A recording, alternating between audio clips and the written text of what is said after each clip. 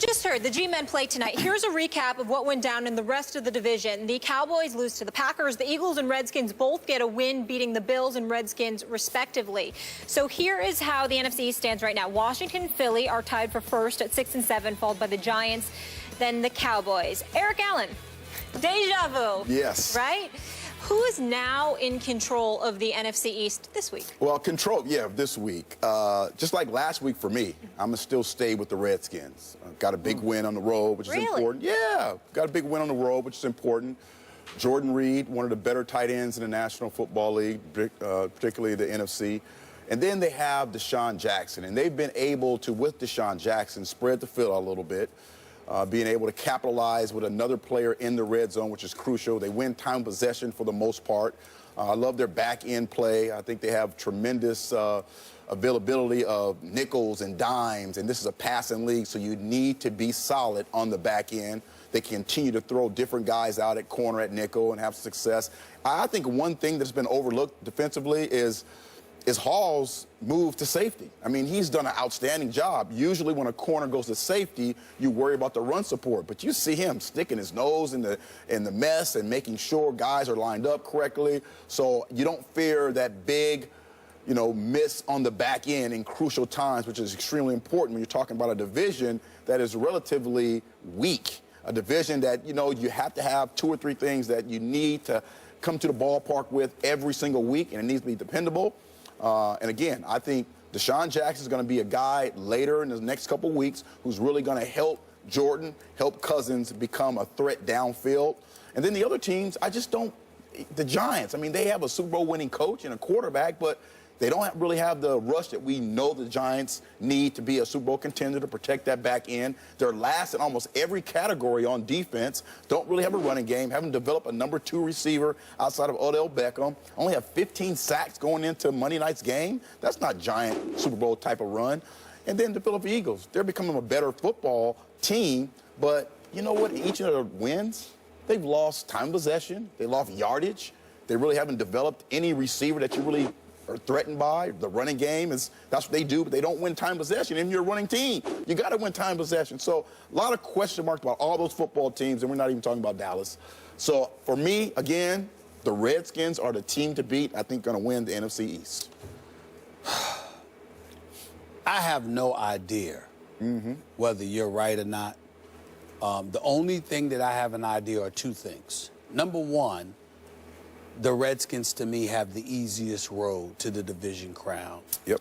And number 2, I am happy to say that the Dallas Cowboys are completely and utterly irrelevant in this conversation. It's a beautiful thing. I haven't spoken yet. Who cares? Who cares? It doesn't matter. You have no objectivity. It's over, okay? Over. Now let's say this.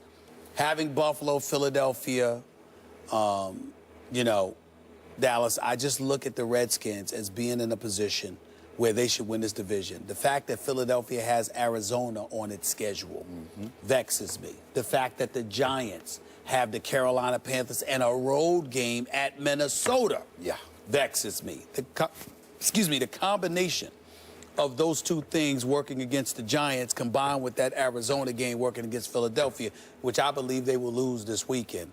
I think those 2 things have me saying that it's the Redskins. I hate saying that because I don't believe in Kirk Cousins. I don't believe him. I believe that the Redskins overall are allergic to prosperity. I don't trust them. And I think that anytime you put them in an elevated position where hope is replaced and usurped by expectations, they let you down. That's what they do. And I think that that's what the problem is. That's the only concern that I have about the Redskins, that they let you down. I knew that they were going to win yesterday's game against Chicago, but it wasn't just because of Jay Cutler. It was because it was Chicago, who's an average team this year. The Redskins are an average team. Very little was expected of them. Exactly the type of game they'll win, even though they had lost like 9 straight on the road. On the road, This is what they do. No expectations, flying under the radar. We don't really care about that game. We got New England on against Texans at night. We got the Steelers, and then who cares? All right, Redskins will win that kind of game. But then the spotlight shines on them. All right, let's see what the Redskins do. And they are like nowhere to be Monday found. Night Football? That's right. Yeah. They're nowhere to be found. They're nowhere to be found. You look at them and you're like, oh my goodness, we expect this from them, and they disappoint us. So that's where I'm at with them. But I will say this again, I don't know at all. But I look at them and I say the easiest road to the NFC East crown appears to be in their stable, more so than the Giants and the Eagles. My last point, I will reiterate. The Dallas Cowboys are irrelevant in this We conversation. said bye to them at the top of the They show. are worthless. They are gone, totally irrelevant. No reason to even talk about them. No Super Bowl. No Super Bowl division crown, no anything. They'll be home watching. I assume that Des Bryant with his new contract, even though I love my man Des, but he played with us. Tony Romo and them, I assume that their TV screens are bigger and better than mine. I hope they enjoy watching the playoffs like I will be doing, because they damn sure won't be playing in it. That's all I wanted to say. There you go. Yes. Have you guys been seeing these commercials for the new movie that's, I believe it opens on Christmas Day, starring Leo DiCaprio? It's called The Revenant. Yeah, I don't know. That's kind of scary to me. Wow. It's kind of scary. And, You got buried alive? Yeah, and you know what a revenant is, don't you?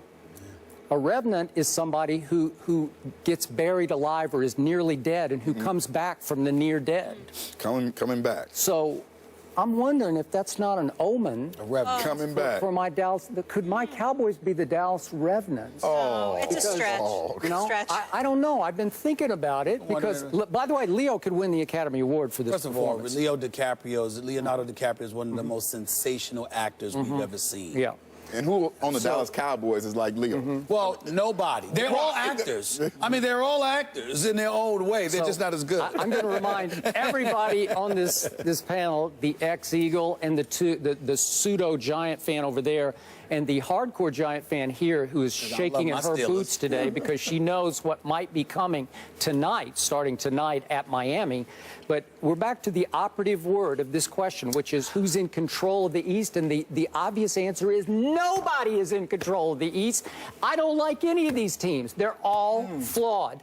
They all could lose out, except in the end, a couple of them play each other, so somebody's going to have to win that game.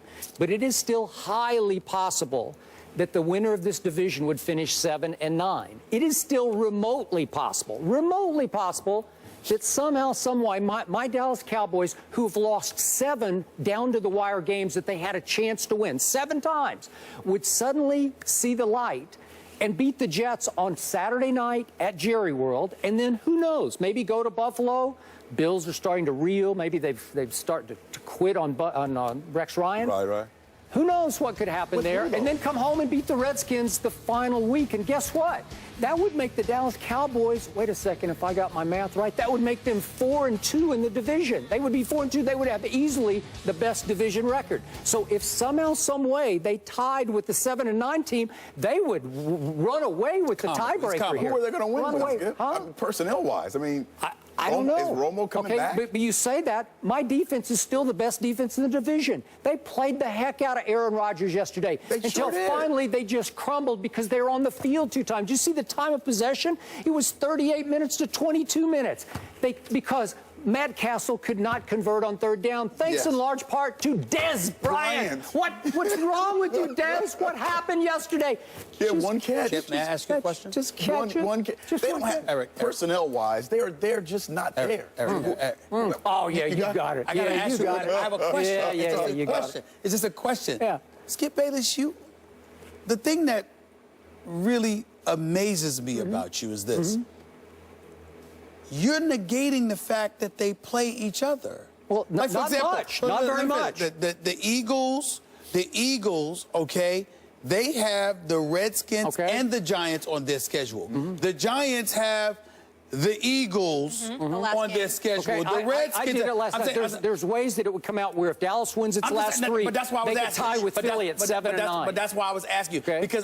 Because of it's how... not mathematically impossible. I'm asking a question. Okay. Because of how ridiculous you sound. I would like you to go into detail and break down for our audience I already did how the Dallas Cowboys can end up, He did every winning I their did all next the series. scenarios. Okay, now remember. Please do break it my down Cowboys because I want you to highlight I told you what they have to win the last Go ahead. 3. Go ahead. But then if the Eagles lose 2 out of their 3, okay? So the Eagles lose 2 out of their 3. They beat Washington. They would finish 7-9. So the Eagles have to lose 2 out of their 3. Okay. Go ahead. Then I got Washington just cratering, losing out. They would lose all. So they would just lose all 3.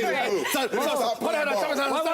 the Eagles have to lose 2 or 3. I just want to. The Eagles have to lose 2 or Buffalo 3. at Philly at Dallas. Highly losable. Highly. You just ripped Kirk Cousins. You're right. You just did it. No, I need to understand. Okay. The Eagles need to lose 2 out of 3, and the Washington Redskins need to lose all 3. Yes. Right. No, they don't need to. That would make them 6-10. But I got them losing all 3 to make it work, to make the schedule. Oh, to make it work. work. Okay. No, well, I have to because I'm giving the Eagles the win over the. But that's what I'm saying. I'm trying to understand. I did it. I'm doing it for you. Keep going. Keep I'm going. doing it for you. Then the Giants. What if the Giants lose tonight? I don't even need them to lose tonight because I've got them losing their last 3 because they got Carolina at Minnesota and Philly. Okay. Got it. I got them losing all 3. Okay. Got it. All right. So or all 4. If they lose all 4, they'll be 6-10. So you got the Giants losing 3 or 4. Yeah. You got the Redskins losing 3 straight. I told and you you. got the Eagles losing 2 or 3 in order for the Cowboys to get. I just wanted to know. I just needed that. I just needed that. That's where I'm going. I told you it's the Revenant. You have to pump out of the That's where I'm going. That's where I was going. So Eric and Molly. You have been buried alive. Eric and Molly. See, you have buried Leo alive here. That's right. That's right. And my But y'all ain't Cowboys are Leo. Y'all ain't Leo. Leo's one of the greatest. Y'all ain't Leo. Y'all ain't Leo. But let me tell Molly, Eric. Leo's understudy? Listen. Wait a second. The Redskins losing all 3. The Eagles losing 2 or 3, and the Giants losing 3 or 4. That's how Skip's got the Cowboys going to the playoffs. I just need to know. I just needed to know. Well, why is that so shocking to you? Because it won't happen. Because what you're missing out on is that the Cowboys gonna win all 3 though, right? Yeah. Cowboys gonna win all 3. I know it's without that was the last piece. 1-8 without Romo, but they gonna close the season winning 3 straight while everybody around them lose. That's how Skip got them going to the postseason. So to finish up on the upcoming Leo movie, to finish up, see, he gets mauled by a grizzly bear. Yeah, I saw and then they just say, he's done. We can't take him with us. That's right, and so they they didn't want to bury kill him, him. but he's still alive. They should have killed him. Okay, so my Cowboys have been mauled by the grizzly bear for game after game after game, and you 3 have buried them alive because they are still alive. Yeah. No. Are they not still alive? No. Yes. No. Yeah. Grizzly and me. the Cowboys that You know what, Skip? I have to commend you for how loyal you are. Molly, Really Eric, Skip is of the mindset that the Dallas Cowboys have been mauled. Yeah. I'm of the mindset they've been eaten alive. They're dead. Yeah. They don't even need a funeral. No resurrection. I mean, please. It's just a waste of time. You and Cowboy Nation, y'all are so... Put the camera on me. The Cowboys are so pathetic. The fan base, y'all are horrible. Y'all are the worst fan base in America. You never live in reality. You're always sitting around talking about, oh, my God, they're going to be all right. We're going to find a way. The Cowboys, the fan base... Listen, I am not a Cowboy hater. I hate the fans. Me neither. The fans of the Cowboys, they're the worst. They never live. They're all delusional. All of them, just like Skip. And that, I ain't even knock you for it. I ain't even knock. Because you truly epitomize the Cowboy fan base. They are exactly like that. That's how most of them are thinking. That's how most of them are thinking. Everybody else gonna lose, and we gonna win. Control That's horrible. the NFC East. Please. Ridiculous. All right. It was a throw-up earlier. Now you got that. Eric, thank you so much for being with us. It's fun as always. Anytime. Did you see Johnny Football using his head on the bench yesterday? Manziel explains why he punished himself with a tablet during yesterday's win. Probably overreacted a little bit, but Josh and everybody did a good job of making sure, take some deep breaths, let it go. But like I said, learn from that. No, this isn't freaking A&M.